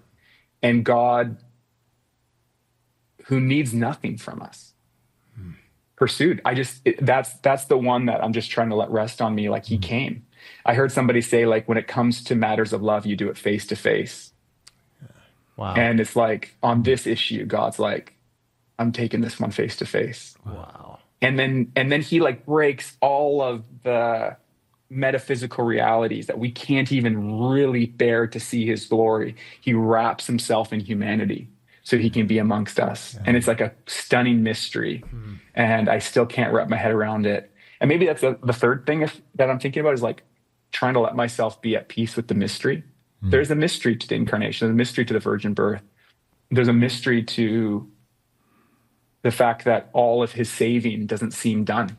There's a lot of mystery and trying to enter into the mystery of it all. So those are some things working on me. What about you guys? You got something? Well, yeah, I've been doing a lot of digging into kind of early church history and patristics and some of that kind of stuff, and they wrestle with the incarnation a lot. And in the tradition I grew up in, the incarnation was basically just a necessary prerequisite for the crucifixion, right? Right. Like it was the opening act, and I don't know, I ever will fully grasp, but I don't think I've spent enough time even wrestling with just how mind-blowing, like how crazy the incarnation in and of itself is. Yeah. That God would take on it, and how redemptive it is, right? Like, not to downplay the cross, but like redemption doesn't start. The redeeming of humanity does not start when Christ dies. It starts when he becomes one of us, right? When the second person of when the Spirit Godhood hovers over the womb. Yeah. God and humanity touched in a way it never had before, Yeah. and it changed the rest of human civilization and the cosmos. There's that It's like, I'm trying to remember which one of the church fathers it was. It talks about what is not assumed is not redeemed, right? Unless God takes on humanity, none of the other stuff that happens in redemption does anything, right? Like I've been thinking about that a lot lately. That just the full realities of the incarnation, and even again, you jump ahead to the Council of Nicaea in 326, I think, 325. They're not trying to figure out the full implications of the crucifixion. They're still trying to figure out the full implications of the incarnation, right? Like, how does this even work? Yes. To your, like, Yes. how does he be human and be God at the same time? Like, how's that work? How's that come together? And so I think for me, again, I've often 2-3 years ago, if you would have said, what's the most important Christian holiday? It was Easter, hands down Easter. And now I'm like, I don't know, dude. Like Easter and Christmas, I don't know how you weight those. I don't know how you make one a bigger deal than the other, right? Like you can't have one they're in without the relationship other. with each other, right? Totally. Because it's like, and I know we'd all agree, but it's like, because of the resurrection, it puts profound meaning on the crucifixion. But because of the virgin birth, the one who was crucified and then resurrected had the authority for the effects of that to take place. And so it's like, I think I didn't grow up in an environment that does the Christian calendar or the church calendar. Same. I understood it, but I'm intentionally living into it a little bit more, not because I need more religious structure in my life, though I don't think that would hurt as much as some people think. It's because I feel like there was some wisdom in living through the whole story and taking time in it. So I'm like, in this season, I want to live in some anticipation and longing. And I want to let the story of the incarnation get into my cellular structure a little bit more. And then in different parts of the year, it'll like seep in and you kind of live that story. I think there was some wisdom in it, not just to pass on information, but actually to let it seep into us on a cellular level. I love what you said earlier about kind of something to the effect of like kind of anchoring your emotions in it, like experiencing it emotionally. Yeah. I think a lot of us treat our faith and even more our spiritual formation as a primarily intellectual and behavioral thing. and act as though our emotions don't actually come into play in our spiritual formation or our character or our conformity to Christ. Like that's just a, we got that Side kind effect. of rational, like, well, if you have a good feeling, that's fine, but don't really think about your feelings. And that idea of like forcing yourself or positioning yourself to emotionally experience things that will be beneficial to your spiritual formation. That's a really cool idea, man. Yeah. I'm fascinated by that.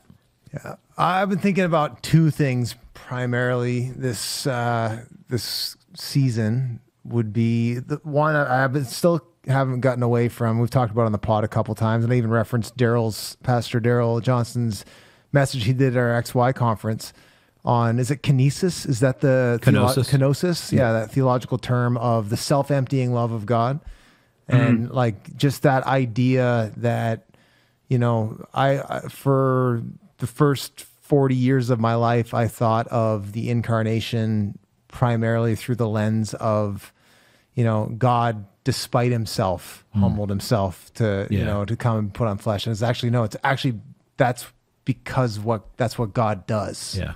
Like that's actually his nature is, I'm going to preach a message. I did it here in Quispam's this last year. I'm going to do it in Halifax this coming weekend, just on like even the picture of Jesus in like the manger being the actual feeding trough and being wrapped in cloths, and that speaking to like him offering himself fully. And like I use that analogy of the cloth and connected it to in John's gospel where, Jesus, knowing that God had given him all authority, stood up from the table and put a towel around his waist and knelt down and washed the disciples' feet. And like that's the picture of glory.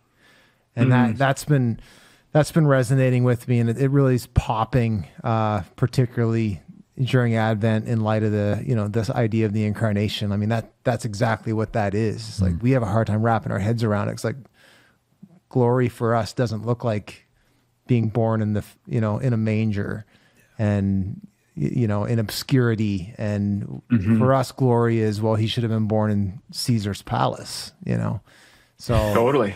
The actual palace of the actual Caesar.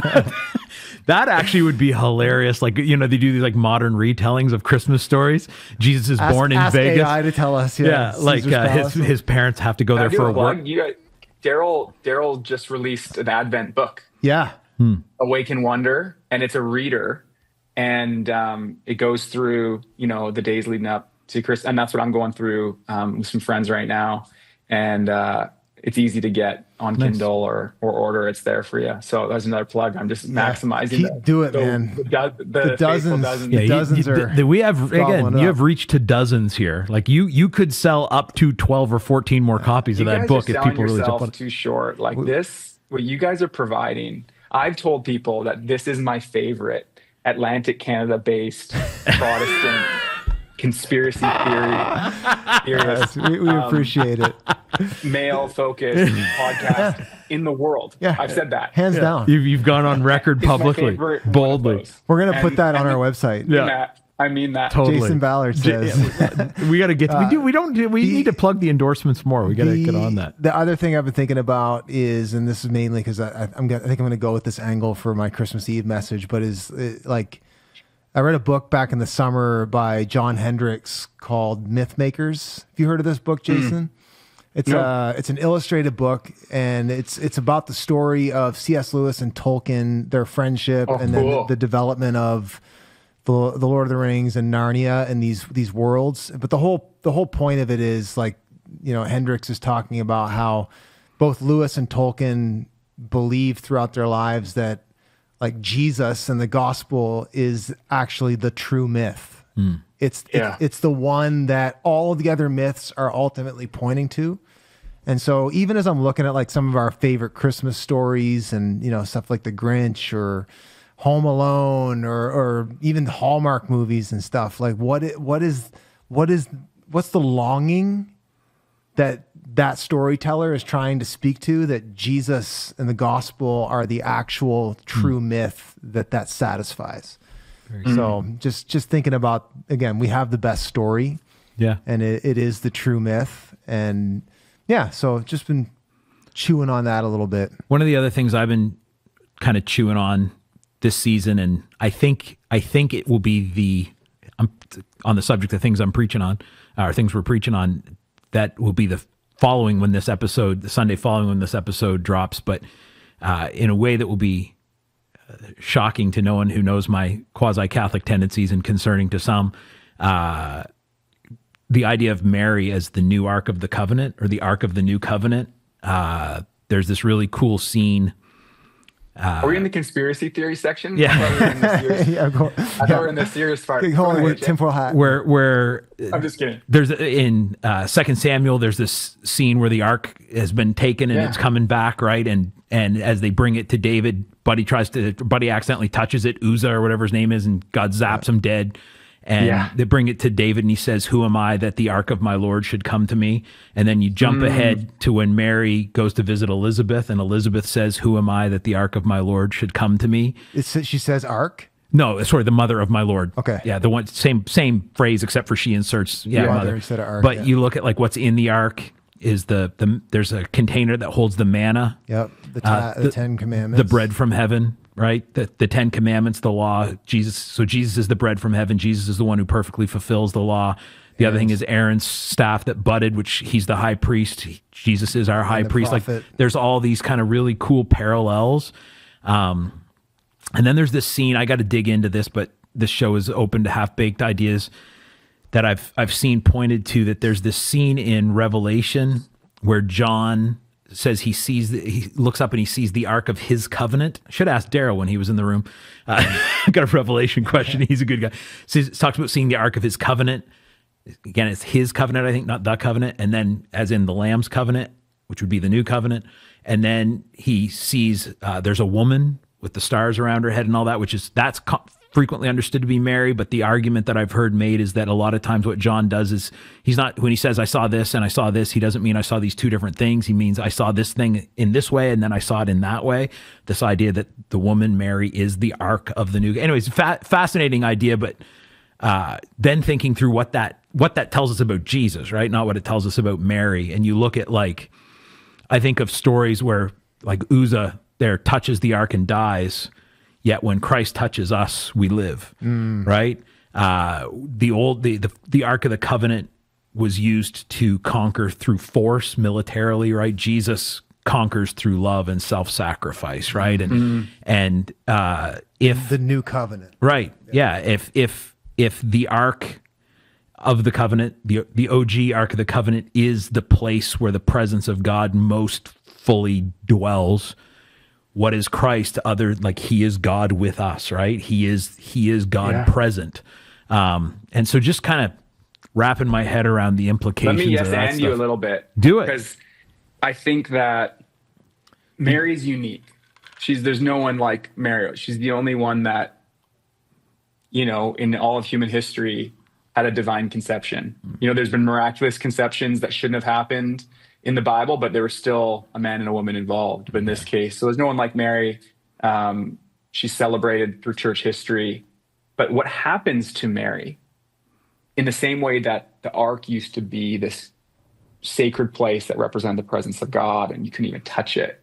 And then all of a sudden now the way God is operating in history which speaks to the new covenant in his blood, like it's a whole new setup that God's made possible, that he would incarnate in the womb of a woman, but in the sense that the Holy Spirit took up his dwelling in Mary, in some way that's different, but more profound than we give credit. He takes up residence in us. Like we're meant to, in some way, see what happened to Mary. Yeah. And you can obviously take this too far, but that what happened to Mary is actually what's able to some very real way happen to us, that God takes up residence within us. Absolutely. What was once like, you can't even touch this without on the wrong terms. Now he generously, and it's a stunner that we shouldn't miss. And so I think you're really onto a thread there. There's seeing that pattern of God's presence, like it's through the whole of Scripture. It's working its way, and in Jesus, in the conception, his life, his death, and resurrection, it is fundamentally transformed our ability to have an intimacy with God. There's this line actually from the Catechism of the Catholic Church, so now people are even more concerned about me, but it says the church is Marian before it is Petrine, meaning it's like Mary before it's like Peter. And the idea there, as one of my theological mentors would say, and I talked about it in my Christmas sermon here last year, the language there is, as Mary says yes to the Holy Spirit, Christ is formed in her. Right? Like literally physiologically formed in her. Interesting. And as we say yes to the work of the Holy Spirit in our life, Christ, his character, his nature, the mind of Christ is formed in us, right? And I think a lot of times in Protestant circles, we saw how into Mary the Catholics were. And so we downplayed her way below where she should be as just an example to us, let alone the theological implications of the virgin birth and all that kind of stuff. I think we've even downplayed some of those. I think that's part of why the Catholics doubled down. well, yeah, they doubled down, and so we doubled down in the opposite direction, right? But even the full implications of the incarnation, I think part of why those were so downplayed in a lot of the environments I grew up in church was because anything that where you had to mention Mary more than once or twice smacked of Catholicism, so we just avoided it, you know? But I do think like there is I was talking to someone about this the other day, right? When you talk about who are the greatest followers of Jesus we see in Scripture, you go, well, it's her and John at the crucifixion. Everybody else punked out, right? Like, but she's there. And who's around when it's time to find out that he's resurrected? She's there. Like I think just from a, Paul talks about follow me as I follow Christ. Even on that level, we don't give Mary enough credit. Yeah. She's a great example, but there is, to what you were saying, Jason, too, like there's this beautiful, concrete, physiological, material reality that we see in her, that there is a deep and real spiritual parallel for us of the way Christ is formed in us. Well, if you roll that out even to Jesus rebuilding the temple, and that we become the temple, and that the ark is now within us. Yeah. Right? Like it's such a that's a cool thread. Well, and that would be where that idea of not just Christians are Marian before they're Petrine. The church is like as the church says yes, right? Like so if someone says like, and we've talked about this on the pod, like where's the Ark of the Covenant now? Yeah. He's in me. Totally. Yeah. It's me. That's cool. Yeah. The Ark of the Covenant, or the temple, or again, these are layers of metaphor. But the ark was placed in the Holy of But that's what I'm saying. Like whatever you're saying, the ark, the temple, the whatever, where is that? It's like we meet on Sunday morning, so you can come hang out with us. Yeah, it is. See, you gotta go to these weird places, and you get these little treasures. So speaking of Catholics and other denominations and stuff, quick segue for our last couple of minutes. You got a couple more minutes, Jason? Yeah, I do. All right. So you have, influence and connections really nationally, like few people I know. I'll ask you a couple questions. First question is like, what are you seeing, church-wise, kingdom-wise across the country right now that's got you excited? And just like, what are some of the trends you're seeing that you're like, man, this is new. This has got me fired up to keep, pressing in. Yeah. I do talk to lots of pastors across Canada. I love Canada. I love three things. I love more than three things, but three things I love is Canada, the church, and pastors. I really do. And so I spend a lot of time. I also love cookies and chocolate, my wife and my kids. So the list goes on, but those are three. Those are three things for sure. I spend a lot of time with pastors. And then for the Pastorate podcast, I interview pastors. So I'm hearing threads.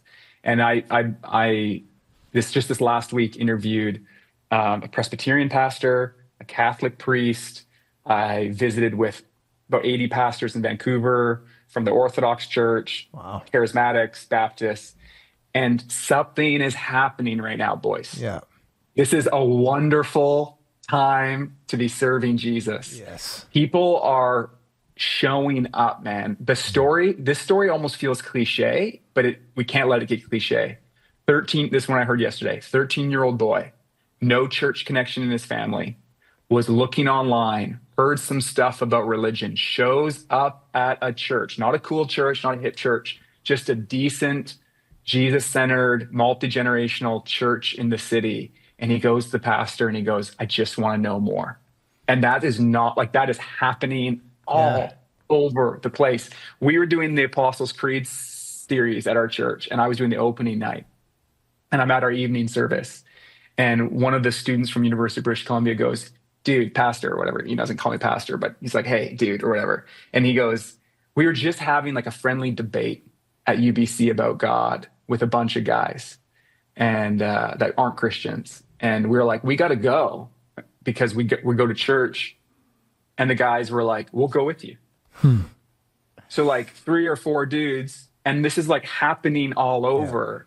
And I think there's like a sociological reason for it. A different conversation that's longer. We could talk about what's happening sociologically. I think that a lot of promises of a progressive secular gospel or script haven't been able to cash the checks that they wrote. And so people are looking for an ancient path.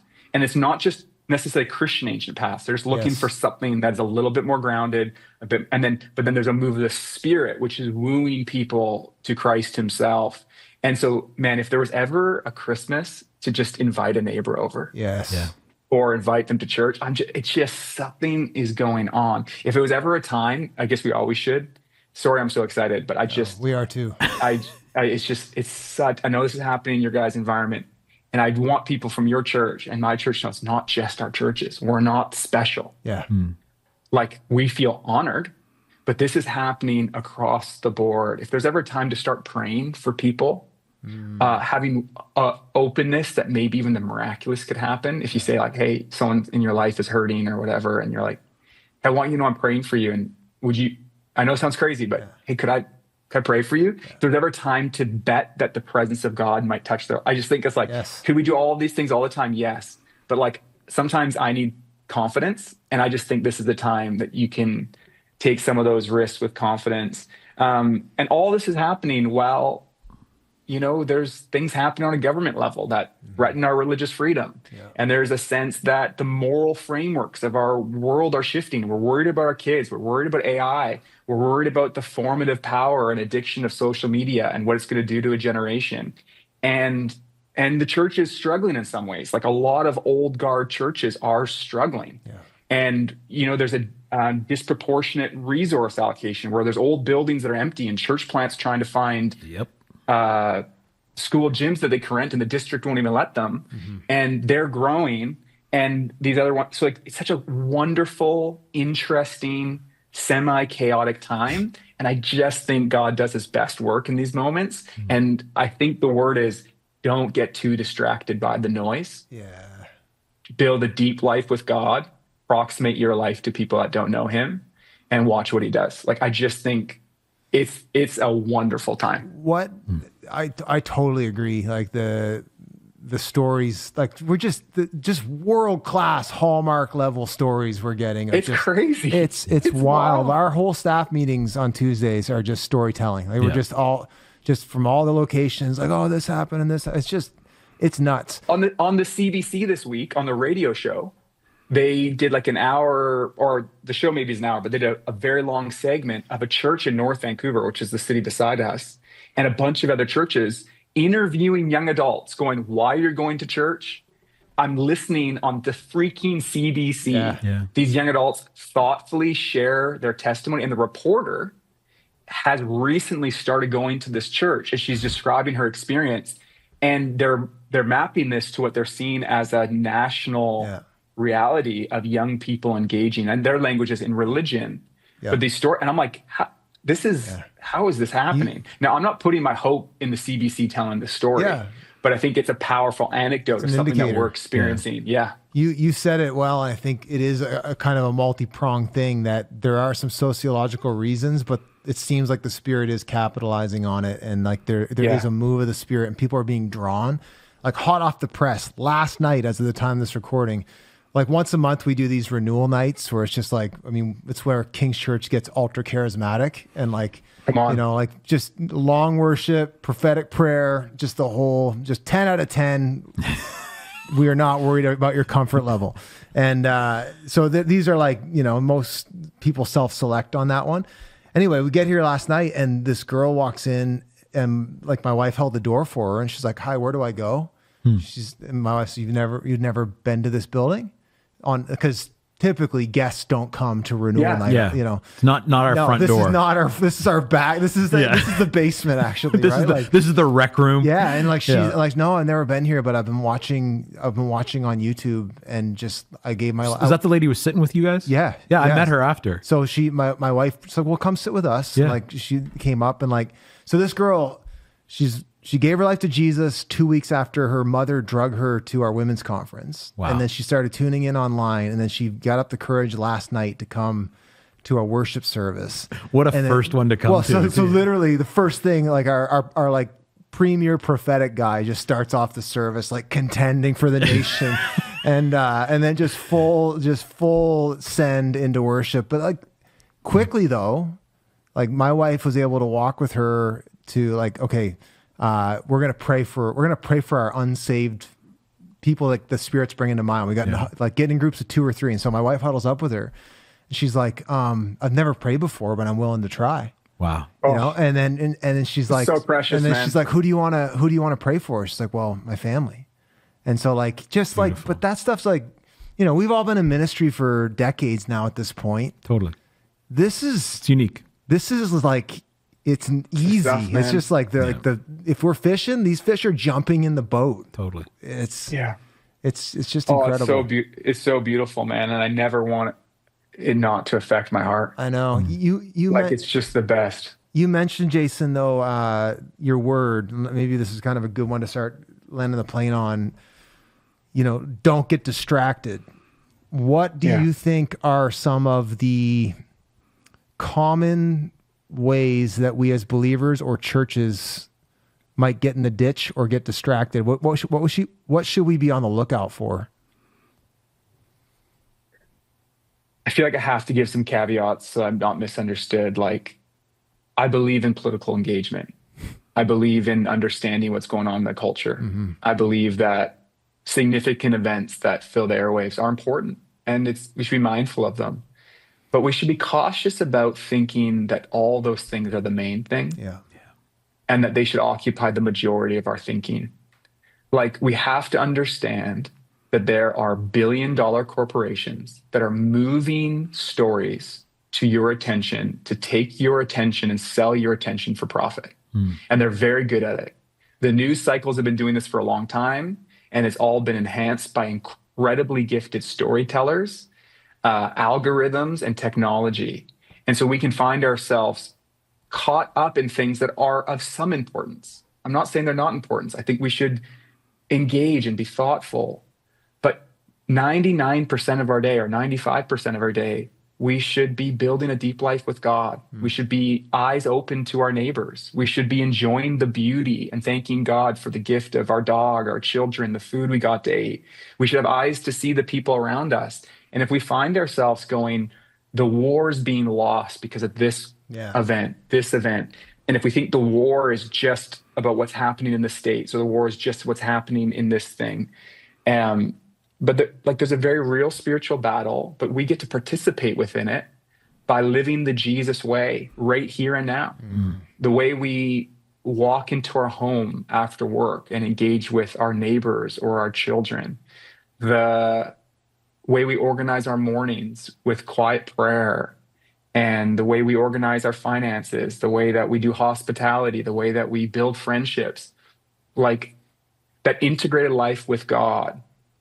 And God is so interested in who we're becoming, and his primary way, in some strange way, that he will redeem humanity is by having a transformed people called the church that will somehow give witness to his kingdom in the world. Now, I think you can overcorrect and you can so disengage and so hide. That's not what I'm saying. But I just think there's this tone, and we hear it when we talk about like losing ground because of something happening in Ottawa. Yeah. And I think we should be aware of the impact of Bill C9 or some of the conversations happening in Quebec right now. But it's not the whole story. And so be aware, think about it. If you can write a letter to your MP, do it. If If you need to think about, great.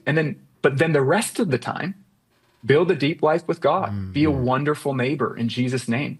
Participate deeply in the life of your church. And then on Sabbath, enjoy a good meal to the glory of God and live like you're in the new heavens and the new earth as like a prophetic signpost that he's going to come again and he's going to renew all things. And so I just think that like we should get really good at naming the distractions. Is this the issue? It's a issue. Yeah, of course. But I would hate for us to be so caught up in the cultural war that we can't help the neighbor beside us. Yeah. That's such, or be present to our kids, and forgive me for preaching. No, we want to know. I ask for grace from all the listeners. Like, please try to hear the heart of what I'm saying, because you know how there is this triggered response. Are you saying that doesn't matter? Yeah. If you want, I'll just that's a script that's been handed to us. Yeah. If you want, I'll just double down and take the heat off you. Yeah, but you know what I mean? Like, no, I 100% agree. Given And to us, like, and we have these sound bites when somebody is not pro this or anti that, that we're supposed to respond. But those scripts have been handed to us. Yeah. But it's not like, Brent, you and I don't have to agree. AJ, you and I don't have to agree on every political issue for us to go, we can have a good conversation about it, but also like, let's not miss the opportunity to be like, share Christian brotherhood. I think, I will go a step further than you're going, and let me be clear, I am going a step further. I'm not co-signing in advance. Exactly. Yeah. Go ahead. I think being distracted, particularly by politics, is one of the original temptations for the followers of Jesus. And you see that with the disciples. Again, not that it doesn't matter, not that you shouldn't do what you can, but they keep going like, Jesus, when are you going to become more politically engaged? Yeah. Right? That's really what they wanted to make him king by force. Gee, when are you going to overthrow the Romans? Like, when are we finally going to be? When is the government going to get on our side? And Jesus just kind of looks at him like, "What are you, stupid? Like, that's not what this is, right?" And I don't think that is. Again, I wouldn't say so. So don't vote. Although I have said to my congregation before, I don't think it's a sin to vote. And they just look at me like, "What do you like?" It's like, well, I mean, I also don't think it's like innately required of you as a believer either, categorically. I can make a great case for it, but I think that idea that if we can win politically, the kingdom will advance, misses how the kingdom advances. And I think if we can love our neighbor well through some realistic political engagement, that's a great thing to do. But I'd be with you on that, going like, man, what a tragedy it would be if we got these people showing up left, right, and center looking for Jesus, and we go, actually, we're really focused on getting this petition signed right now, and we don't have the bandwidth to introduce you to Jesus. Or, you know what? Here's step one of your discipleship journey. Agree with us on this political issue or whatever, right? Like, what a wasted opportunity, man. And one of the litmus tests for me has been what's sort of the motivator. Is it fear? Or is it love? Like, I am politically concerned about Canada because I love my kids and I want them to grow up in a country that doesn't have a crushing debt and hyperinflation and is not safe. Yeah. So what can I do about it? Well, one of the ways I'm going to do it is try to build people of consequence through the local church. Yeah, exactly. Yeah. Who, when they come to vote, so I'm not going to shy away from not political issues, but the ethics of the way of Jesus. And if there are, I thank God for people who, I can't see why anybody would want to be in politics for any good reason. So when I meet people in my church that they're like, I think I'm called to that space, I pray for them. I pray for the filling of the Holy Spirit. And I'm like, I pray that God would raise you up to be an MLA or an MP or an advisor. And so it's like, but I have to guard my heart, because sometimes the motivation's fear and trying to control. Yeah. And I think that's the wrong, but if it's love and there's a peace that undergirds it, that regardless of the outcome, the kingdom of God is what has my hope. But we should still be concerned about, are our parks safe? Are those things? I know that you guys are saying that too. Yeah. But what's interesting is the hyper engagement isn't even contributing well to that local dialogue. So there's something about it. And it's not the only distraction, though. There's all these distractions. We could talk about distractions, not politics, but even like preferences about church. Yeah. Comfort. You know, like there are churches right now that are upset. People are upset because the Christmas display wasn't good this year. Yeah. And distraction. Yeah. Yeah. It's great if you care about the aesthetics and how big the wreath is, but like it's not the main thing. Yes. Our financial success. It's great to organize your finances so your kids have an inheritance. It's not the main thing though. Yeah. And it's like so many distractions.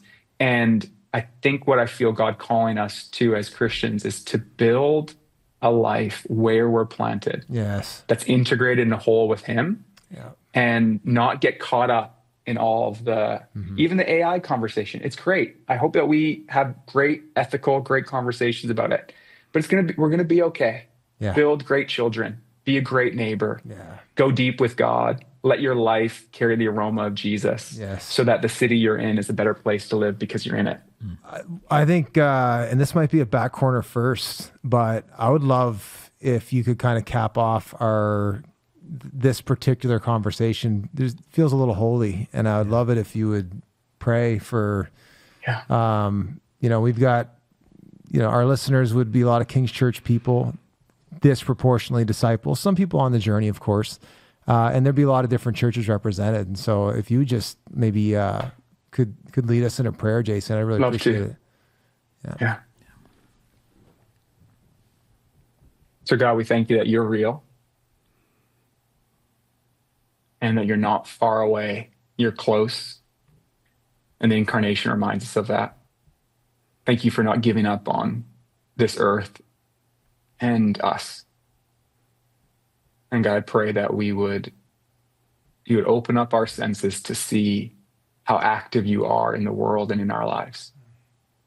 And God, we long for more of your kingdom to come and more of your will to be done in the whole world, in our country, in our city, in our families, and right in our bodies right now. God, I pray that today we would become more like you. Today we become more your friend. Today we would think more with the fruit of the Spirit animating our thinking than the fruit of the world. And God, I pray that not one of us would miss just the gift of the season as we live into this kind of pattern of anticipating your coming, celebrating that you arrived, and the promise that you're coming again. I pray you'd make it more alive in our hearts than ever before. Yes, and I pray, Holy Spirit, that you would do two things, that you would well up in us an awareness of your love and power, and that you would give all of us a front row seat to seeing someone come to know you in the next season of our lives. Yes. In Jesus' name. Amen. Amen. Jason, thanks, man.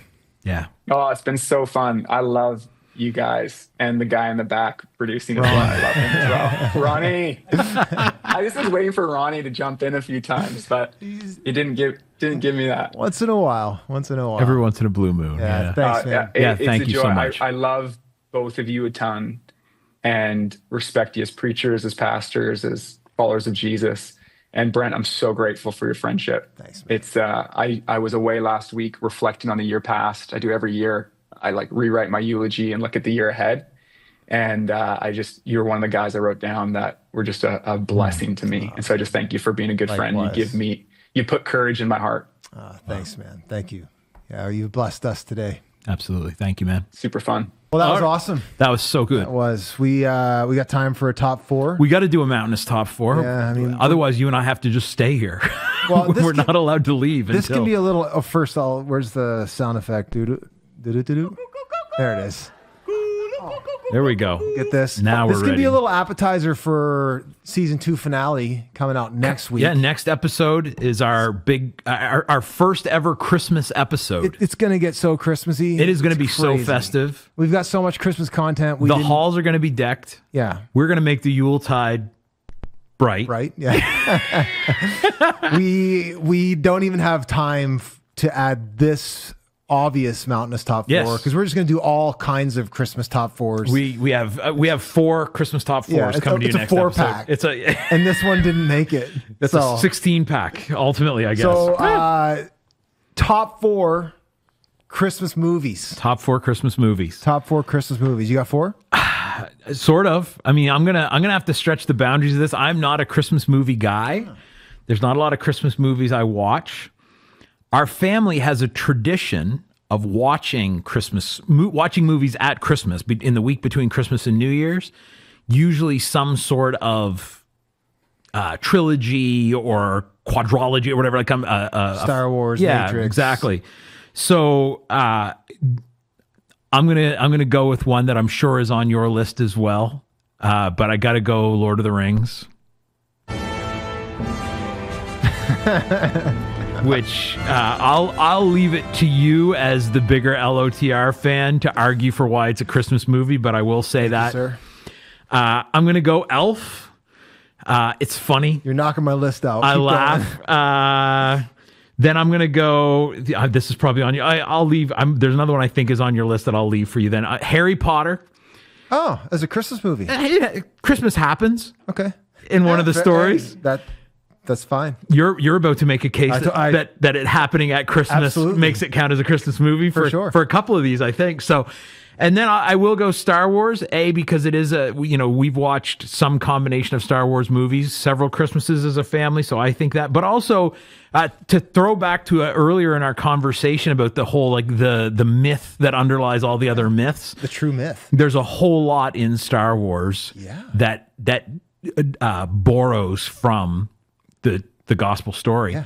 And so I would say that, the child miraculously born, who's different than all the other kids, the idea of the need for a savior, like all that. So I'm going to Reconciliation with the father, although the father in this case was wicked. yeah, but redemption. Yeah, redemption. There's a redemption aspect there that happens with old Vader. Dude, don't have to sell me. Yeah. And that ultimately, the guy you think is evil is really just under the influence of the true evil. Like I should try to find it on my bookshelf. Seth Fancy gave me a book probably a decade ago called The Wisdom of the Jedi, Christianity according to Star Wars. And it's got a bunch of that, just like the parallels. So I'm going to go Star Wars. All right, I like it. I'm not mad at that. See, for me, a Christmas movie isn't necessarily a movie about Christmas. It's a movie that it could be about Christmas, but more a movie you watch around Christmas. Totally. That's where I'm coming from. That's so there's movies that I get in the mood to watch this time of the year. A lot of them are explicit Christmas movies, some Christmas adjacent. Okay. So yeah, Elf's on my list. It's an all-timer. It's the only truly Christmas movie I could even think of that I would watch again by choice. It's phenomenal. Yeah. It's just there's so much to like about it. The one I added back to the start, Mr. Bean's Christmas. I don't think I've ever seen that. Oh, Stop. Mr. Bean's Christmas, like where he like cuts the top of the Christmas tree off and puts it in his apartment. He's got this girlfriend that comes over and like she thinks he's getting an engagement ring, and he actually gets her like the picture that the ring was like being advertised for. And then he gives her like the little box, and inside the box she opens it up and she pulls out the hook that she can hang the picture. It's like, it rings the vaguest of bells. I'm going to send it to you. I'm going to have to I'll put it on the list pure Yuletide joy for Christmas viewing. Home Alone 1 and 2. Yeah. Okay. I mean, we watch it every year. It's just, and it's aging well. Yep. And then yes, Lord of the Rings, particularly the Fellowship of the Ring. Yeah. One, because those movies came out around Christmas, so that's when I got in the habit of watching them.